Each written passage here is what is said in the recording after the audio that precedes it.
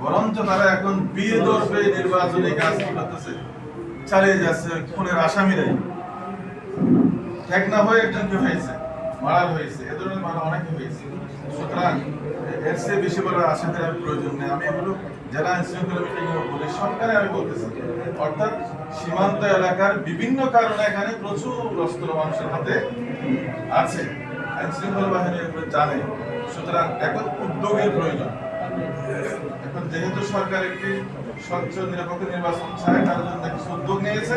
আমরা মনে করি সেই উদ্যোগের মধ্যে এটাও একটা বড় ধরনের উদ্যোগ হওয়া দরকার, অবৈধ অস্ত্রগুলো উদ্ধার করে ওই অস্ত্রধারীদেরকে আইনের আওতায় নিয়ে আসলে পরে এখানে একটা লেভেল প্লেইং ফিল্ড তৈরি হবে, নির্বাচনের সুন্দর একটা পরিবেশ নিশ্চিত হবে।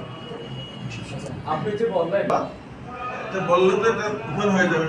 আমার প্ল্যান যদি আমি যাদেরকে নিয়ে প্ল্যান তারা জানিয়ে ফেলে, তাহলে তো প্ল্যান থাকবে না, তারা সতর্ক হয়ে যাবে। এখন যা হচ্ছে, এখন পুলিশ আর্মি যদি একটা কমে অপারেশনের কথা চিন্তা করে সিদ্ধান্ত নেয়, এটা হওয়ার আগেই তাদের কাছে নিয়ে যায়, মেসেজ চলে যায়। আমাদের পুলিশে যদি জেনে ফেলে তাহলে ওদেরকে করা যাবে না। আমার কথা হচ্ছে সরকার চাইলে, যারা সরকারি দায়িত্ব থাকে তারা চাইলে পারে না এমন কোনো কিছু নেই। আমরা দেখেছি এগুলো কোনো বিষয় আমরা দেখেছি যখন সিরিয়াসলি সরকার উদ্যোগ নেই, একদিন দুদিনের মধ্যে আসামি কি হয়, গ্রেপ্তার হয়। সেগুলো পুলিশের ব্যাপারে গুলো এখানে ওপেন করা যাবে না। আমি মনে করি যে যদি আমাদেরকে বিবেচনা করে আমরা যদি রাষ্ট্র প্রশাসনের দায়িত্ব আমাদের হাতে আসে, ইনশাআল্লাহ আমাদের সাহস আছে, আমাদের বুদ্ধি বিবেক আছে, আমরা এই অপহরণকারীদেরকে দমন করতে পারবো ইনশাআল্লাহ। বেকার যুবক যারা, আমরা দেখেছি চাকরির জন্য আমাদের ছেলেদেরকে রাস্তায় মিছিল করতে হয়েছে, মামলার আসামি হতে হয়েছে, তারপরে নানান ধরনের সমস্যার সম্মুখীন হতে হয়েছে। আমাদের একটার মধ্যে আমি সরকারে বলতেছি, উপিয়া টেকনাফের কোনো যুবক বেকার থাকবে না। হয় সে লেখাপড়া করবে, না হয় সে ব্যবসা করবে, না হয় সে চাকরি করবে। আমরা ইনশাআল্লাহ নির্বাচিত হলে আমরা তার মাস্টার প্ল্যান আমরা তৈরি করব। সুকিয়া টেকনাফ বিভিন্ন কারণে গুরুত্বপূর্ণ। এখানে বর্ডার ট্রেড রয়েছে, এখানে বিশাল পর্যটনের সম্ভাবনা রয়েছে, এখানে রোহিঙ্গাদের বিশাল অবস্থান রয়েছে। সবকিছু মিলিয়ে এখানে কর্মসংস্থানের যে সুযোগটা আছে, আমরা মনে করি সঠিক নেতৃত্ব এবং সুন্দর পরিকল্পনার মধ্য দিয়ে যদি আমরা এগিয়ে যাই, ইনশাআল্লাহ উকিয়া টেকনাফের সমস্যাটা বেকার থাকবে না। আমরা যারা ব্যবসা যারা করবে তাদের জন্য বিনিয়োগের ব্যবস্থা আমরা আগে বলেছি, তাদের জন্য বিনিয়োগের আমরা ব্যবস্থা করবো। যারা চাকরি করবে তাদের জন্য ট্রেনিং এর ব্যবস্থা আমরা করব। বিস্তারিত আমরা আমাদের ইস্তেহারের মধ্য দিয়ে আমরা জানাবো। এক কথায় আমরা যুবকদের জন্য কর্মসংস্থান সহ তাদের আগামী যাতে সুন্দর হয় সেই ব্যবস্থা ইনশাআল্লাহ আমরা করব। আরেকটি বিষয়ে আপনি আলোকপাত করেছেন, এখানে রোহিঙ্গা অপহরণ। আমি মনে করি এই অপহরণ বা রোহিঙ্গাদের সন্ত্রাস এগুলোর ব্যাপারে আমার চেয়ে বেশি কথা বলেছে এরকম কেউ কক্সবাজার আসবে।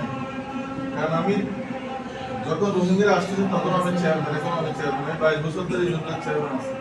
আমি যে দলই করি না কেন, কিন্তু আমি প্রশাসনের সবগুলো জায়গাতে আইন শৃঙ্খলা মিটিং এ সবসময় আমার কথা বলার কি হয়, সুযোগ হয়। এই জন্য শুরু থেকে আমি সবচেয়ে বেশি কথা এ ব্যাপারে বলেছি। এবং আপনারা আজকে নিউজে দেখবেন গতকালকে আমার এই নির্বাচন এলাকার বাহাতছড়াতে ব্লকেট হয়েছিল, সেখানে জামাত ইসলামের নেতৃত্ব সেখানে গিয়েছিলেন। এবং আজকে আমি নিজেই, আমি সহ উপজেলা নির্বাহী অফিসারের কাছে স্মারকলিপি দিয়েছি, তার সাথে আমরা আলোচনা করেছি এবং অতি দ্রুত সময়ের মধ্যে যাতে কম্বিং অপারেশন বা আরো বড় ধরনের অপারেশনের মধ্য দিয়ে এই যারা অপহরণ করে তাদেরকে আইনের আওতায় আনা হয়, সেজন্য আমরা আলটিমেটাম দিয়েছি। আমরা সবসময় এটা চাই এবং ইনশাআল্লাহ সমুদ্রের বেশি বাকি নেই। 3 মাসের মধ্যে দেশের আগামী দেশ খেলা চালাবে, নির্ধারিত হয়ে যাবে। ইনশাআল্লাহ জনগণ আমাদেরকে বিবেচনা করে, আমরা মনে করি যে আমাদের যোগ্যতা, আমাদের মেধা আছে। ইনশাআল্লাহ এমন মেকানিজম আমরা তৈরি করব, কোন সন্ত্রাস এখানে থাকতে পারবে না, ইনশাআল্লাহ কোন অস্ত্রবাজ থাকতে পারবে না, এবং এই অপহরণ বন্ধ হবে। সেই মেকানিজম করার যোগ্যতা, মেধা ইনশাআল্লাহ আমাদের আছে। ইনশাআল্লাহ আমরা সেটা করবই। আজকে এই মতবিনিময় সভার সম্মানিত প্রধান আমাদের সকলের সম্মানিত জেলা আমির বাংলাদেশ আমির আমাদের সাথে কক্সবাজার এবং আমাদের